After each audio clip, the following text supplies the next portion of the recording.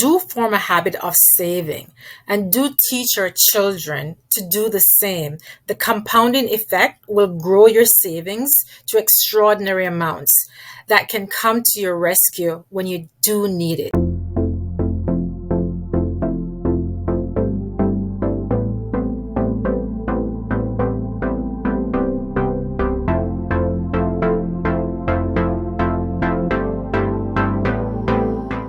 Like, subscribe, and share to Voices of Linden TV. Hello, lovely folks. Welcome to another Money Minute episode. I'm Ingrid B. Clayton. Today I'm going to be talking to you about the importance of saving consistently. Not just saving, but saving consistently. Unfortunately, a great percentage of the population seems to struggle with money problems, while one half of the population complains that I don't make enough money.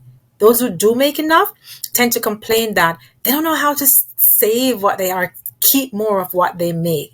And sadly, many get comfortable living from paycheck to paycheck. Some don't even have enough saved up for an unexpected expense of, say, $1,000. In fact, in some cases, people cannot even cover an expense of $500.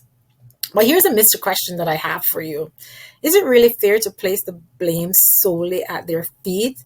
Our society at large always expects our schools, colleges, universities to educate our children appropriately. But did school actually teach us about money? Did school teach us how to save and the importance of saving? I have a little story to share. And by now, you guys must realize that I love sharing stories, right? When I was in primary school, you guys call it elementary school, same thing. So when I was in primary school or elementary school, Tuesdays were dubbed banking days. So I was given a bank card, and I don't mean the plastic debit cards that we get today. It was like a numbered index card where each number represents an entry on the card. So if I wanted to participate in banking, each Tuesday I was expected to bring at least $2 to bank. And when my banking card was filled up, my grandma would take me to the bank to get a real bank book. And you might be asking, a bank book? What the heck is that? Well, I know the younger generation may not have seen a bank book before, but I do know that the older folks know what I'm talking about. And no, I'm not old. Not at all. I'm very young. You can see me, right? I just grew up in a third world country where things move much more slowly.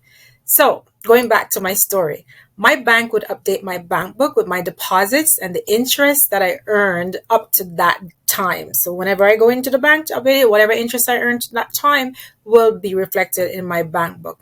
In fact, if I'm actually remembering well, I think the deposits and interest are different colors. So I think the deposits were printed in blue while the interest amounts were printed in red. So when I look at my bank book, I could clearly see the interest that I was making on my money. And while $2 wasn't much, even in those days, the lessons I learned from the experience were just invaluable. And I believe that every school should be doing this, because here are some of the lasting lessons from that experience. Now, I learned that a little by little, a little becomes a lot. I also learned about earning interest, and that interest automatically increases my savings. I never had to do anything extra. The interest just automatically get added to whatever I had, whatever I deposited, and it made it more. Now, I learned the importance of reliability and consistent saving, because if I forgot to bring money one Tuesday, I could not participate in banking, and I would be peeved. Oh my gosh, I would be so mad. I could beat myself up. And if I couldn't bank one week, it didn't matter if I brought double the amount the following week to bank, because for any given week, only one entry was made in my bank book, which meant it took longer to fill up and thus longer for my bank book to be updated and my deposits and especially my interest to be shown in red ink. And I hated that. I did not like that. I was always eager to see that my total saving was increasing, because I always wanted to feel rich. And when I saw more money, it meant I felt super rich. Can you tell that I love feeling rich from when I was a little one? Oh, totally. I believe it was Oscar Wilde who said, "When I was young, I thought that money was the most important thing in life. Now that I am old, I know that it is." Now, do you agree or disagree with that statement? Well, let me see. I never I never believed that money was the most important thing in life. But I've always believed that it's super important. In fact, I think it's right up there with oxygen, when you think about it, because you really need money to buy everything.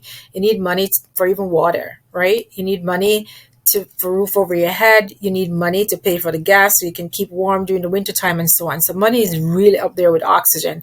And if you don't believe me, just quit your day job tomorrow or quit doing that gig or those gigs that provide you with income right now. And then do tell me how long you last before frustration kicks in and you're wanting back that income. So, saving can become a habit, just like spending is for many people. The difference is cultivating a habit of saving is great, while cultivating one of spending is horrible. It's a big pitfall. It's responsible for some of the money woes and financial pitfalls that many people experience. So, do form a habit of saving and do teach your children to do the same. The compounding effect will grow your savings to extraordinary amounts that can come to your rescue when you do need it. And be consistent with your savings, right? Be regular. This is where I will leave you today. Until next time, do all good.